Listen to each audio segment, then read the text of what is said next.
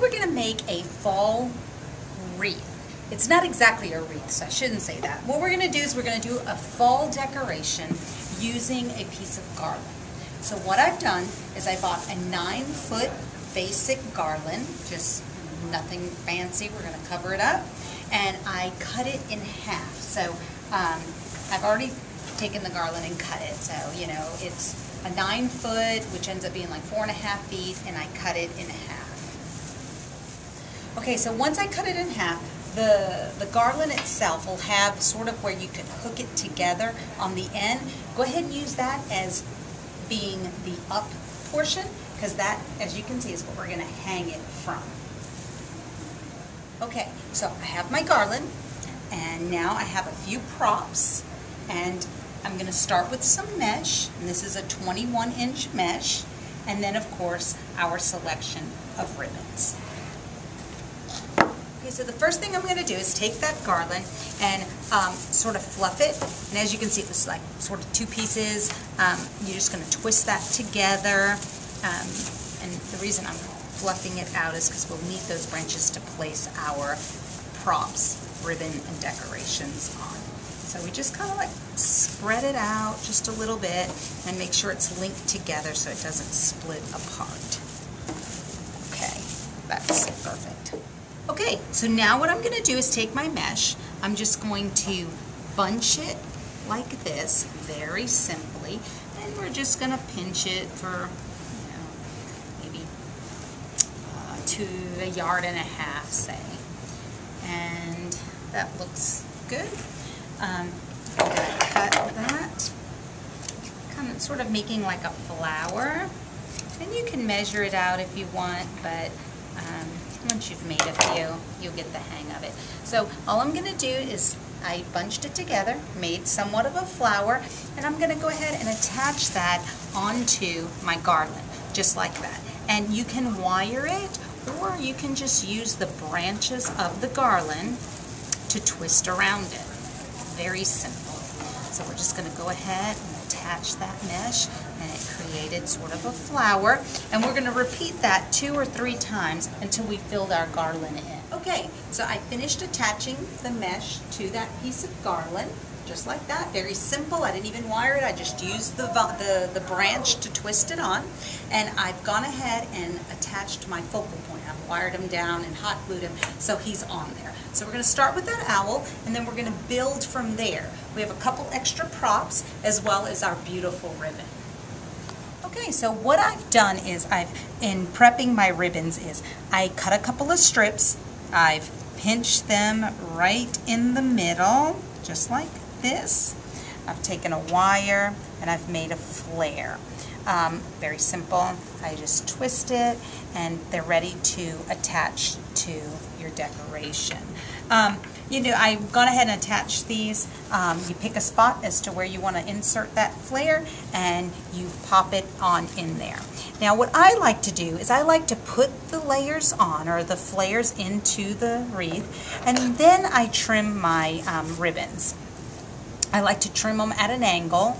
And the reason I do it after the fact is to make sure, sometimes maybe around the face of whatever you're putting onto your decoration, it could be a little too long. So therefore you don't want it to totally cover it up, so you might want to clip that one a little bit shorter. So if you wait, then you can just trim it just so. It's almost like giving a haircut. Certain areas might need to be a little bit shorter, a little bit longer, just to give it a little bit of volume, clipping as it goes. It's not always a set clipping. If you do it ahead of time, it may be either too short or too long. So go ahead, place those flares in.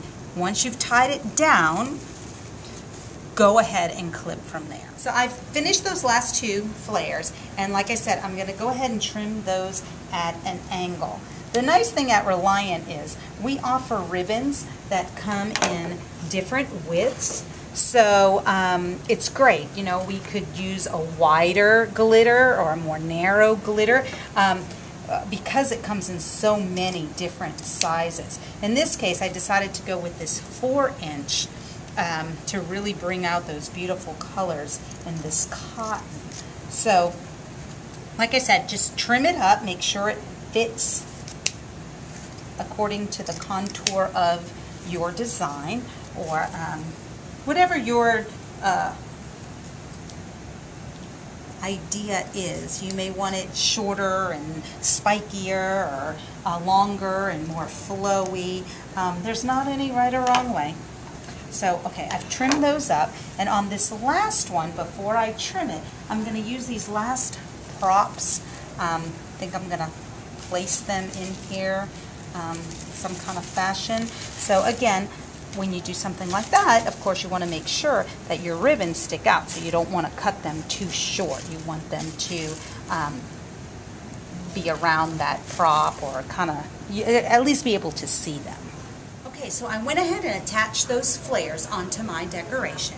And now what I'm going to do is I want to make some tails. So instead of making a large bow for the bottom, I'm just going to take a few strips of each of the ribbons.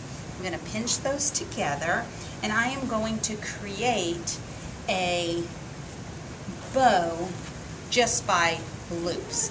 So what I'm going to do, I'm going to go ahead and do that. Now I have those loops, and those will look great right here at the bottom of my decoration so that those tails hang. But before I attach that, I am going to make a bow on the outside so that you can see you don't have to make such a great big bow. All you need to do is make one and slip that right inside of it.